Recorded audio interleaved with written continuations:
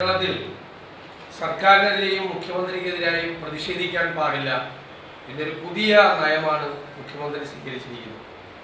കരിങ്കൊടി കാണിച്ച് പ്രതിഷേധിച്ച പ്രവർത്തകരെ വീണ്ടും കള്ളക്കേസിൽ കുടുക്കി ജയിലിലടയ്ക്കാൻ വേണ്ടിയിട്ടുള്ള ശ്രമമാണ് നടത്തിയത്. ഇന്നലെ ഇവിടെ കരിങ്കൊടി കാണിച്ച് പ്രതിഷേധിച്ച പ്രവർത്തകർക്കെതിരായിട്ട് ജാമ്യമില്ലാത്ത കേസാണ് എടുത്തത്. യഥാർത്ഥത്തിൽ ജാമ്യമുള്ള കേസാണ് ആദ്യം പോലീസ് എടുത്തത്. അതിനുശേഷം പോലീസ് സ്റ്റേഷൻ സന്ദർശിച്ച CPM-ന്റെ ഏരിയ കമ്മിറ്റി സെക്രട്ടറിയുടെയും മറ്റു നേതാക്കന്മാരുടെയും നിർദ്ദേശപ്രകാരമാണ് ജാമ്യത്തിന് കച്ചീട്ട് മേടിച്ച കേസിൽ പിന്നീട് അത് ജാമ്യമില്ലാത്ത കേസാക്കി മാറ്റിയത്. എന്നാ പിന്നെ എന്തിനാണ് പോലീസ് കമ്മീഷണർ കസേരയിൽ ഇരിക്കുന്നത്? കൊച്ചി സിറ്റി പോലീസ് കമ്മീഷണർ കസേരയിൽ നിന്ന് മാറി CPM-ന്റെ ഏരിയ സെക്രട്ടറി ആ കസേരയിൽ ഇരുത്തിയാൽ മതി. പോലീസ് ആദ്യം ജാമ്യമുള്ള കേസാണ് എടുത്തത്. ഏരിയ സെക്രട്ടറി വന്ന് വകുപ്പ് മാറ്റിയാണ് പോലീസ് സ്റ്റേഷനിൽ. എന്തൊരു വിരോധാഭാസമാണ്! ഏരിയ സെക്രട്ടറിയാണോ പോലീസ് കമ്മീഷണർ ഈ നഗരത്തിലെ? അയാൾ പോലീസ് സ്റ്റേഷൻ സന്ദർശിച്ച് നേരത്തെ എഴുതി വെച്ചിരിക്കുന്ന വകുപ്പ് മാറ്റി ജാമ്യമില്ലാത്ത വകുപ്പാണ് കുട്ടികളുടെ പേരിൽ ചാർത്തിയത്. അതിന്റെ പേരിലാണ് MP-യും MLA-മാരും ജില്ലാ കോൺഗ്രസ് കമ്മിറ്റി പ്രസിഡന്റും അടക്കമുള്ള ആളുകൾ അതിശക്തമായ പ്രതിഷേധം നടത്തിയത്. രാത്രി അവർക്ക് ജാമ്യം ലഭിക്കുകയും ചെയ്തു, കോടതി ജാമ്യം കൊടുക്കുകയും ചെയ്തു. മറ്റൊരു വിരോധാഭാസം ഇന്നലെ 1/1/2024 ജനുവരി 1-ാം തീയതി എറണാകുളത്ത് മുഖ്യമന്ത്രിക്കെതിരായി കരിങ്കൊടി യൂത്ത് കോൺഗ്രസ് പ്രവർത്തകർ കാണിച്ചു. തിരുവനന്തപുരത്ത് SFI-ക്കാർ ഗവർണർക്കെതിരായി കരിങ്കൊടി കാണിച്ചു. രണ്ടിന്റെ FIR ആണ് എൻ്റെ കയ്യിലുള്ളത്. 1/1/2024 ജനുവരി 1-ാം തീയതി എടുത്ത 2 FIR. രണ്ടുപേരും ചെയ്തത് ഒരേ കുറ്റം. യൂത്ത് കോൺഗ്രസ്സുകാർ ചെയ്തതും ഒരേ കുറ്റം, SFI-ക്കാർ ചെയ്തത് ഒരേ കുറ്റം. പക്ഷെ യൂത്ത് കോൺഗ്രസ്സുകാർക്കെതിരായി ജാമ്യമില്ലാത്ത കേസ്, SFI-ക്കാർക്കെതിരായിട്ട് ജാമ്യമുള്ള കേസ്. SFI-ക്കാരുടെ വകുപ്പുകൾ 143, 147, 149 IPC.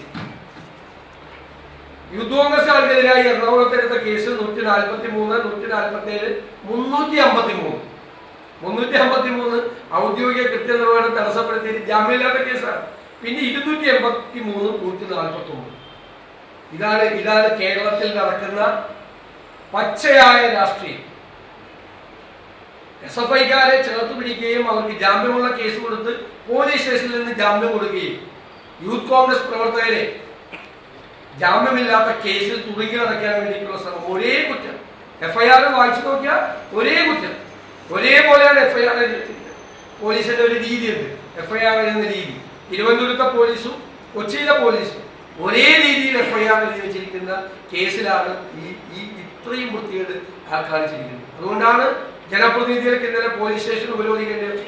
ഞാൻ എറണാകുളത്തെ DCC പ്രസിഡന്റിനെയും എറണാകുളത്തെ MP അടക്കമുള്ള MLA-മാരടക്കമുള്ള ജനപ്രതിനിധികൾ ഞാൻ പ്രത്യേകമായി അഭിനന്ദിക്കുകയാണ്. കുട്ടികളെ തെറ്റായ രീതിയിൽ തുറുങ്കിലടക്കാൻ ശ്രമിച്ചപ്പോഴുള്ള അതിനെതിരായിട്ടുള്ള പ്രതിഷേധമാണ്. മുഖ്യമന്ത്രിക്കെതിരായി ആരും പ്രതിഷേധിക്കാൻ പാടില്ല എന്നുള്ളൊരു നിലപാട് ജനാധിപത്യ വിരുദ്ധമായ നിലപാടാണ്. ഈ നവകേരള സദസ്സ് ആർഭാട സദസ്സാണ്. കേരളം മുഴുവൻ തകർന്ന് സാമ്പത്തികമായി തകർന്ന് തരിപ്പണമായ ഒരു സാഹചര്യത്തിലാണ് ഇവർ നടത്തിയ തെരഞ്ഞെടുപ്പ് ക്യാമ്പയിനാണ് ഇപ്പോഴും നടക്കുന്നത്. എന്നിട്ട് ചില മന്ത്രിമാരെ ഉപയോഗിച്ചുകൊണ്ട് ആളുകളെ അധിക്ഷേപിക്കാനാണ് മുഖ്യമന്ത്രി ശ്രമിക്കുന്നത്. CPM ഞാൻ നേരത്തെ പറഞ്ഞല്ലോ, ഈ എല്ലാ സ്ഥലത്തെയും കേസുകൾ എടുത്തിരിക്കുന്നത് മുഖ്യമന്ത്രിയുടെ ഓഫീസിൽ ഒരു ഉപജാപക സംഘം. ആ ഉപജാപക സംഘമാണ് ഈ കേസുകളൊക്കെ നിയന്ത്രിക്കുന്നത്. അവരുടെ നിർദ്ദേശപ്രകാരമാണ് ഈ ഏരിയ സെക്രട്ടറിയുടെ നേതൃത്വത്തിലുള്ള CPM ആളുകൾ പോലീസ് സ്റ്റേഷൻ സന്ദർശിക്കുകയും ഉന്നതരായ പോലീസ് ഉദ്യോഗസ്ഥന്മാർ സമ്മർദ്ദം ചെലുത്തുകയും ചെയ്തു. ഞാൻ അടക്കമുള്ള ആളുകൾ കമ്മീഷണറെ ബന്ധപ്പെട്ടു. കമ്മീഷൻ നിസ്സഹായാവസ്ഥ പറയുകയാണ്.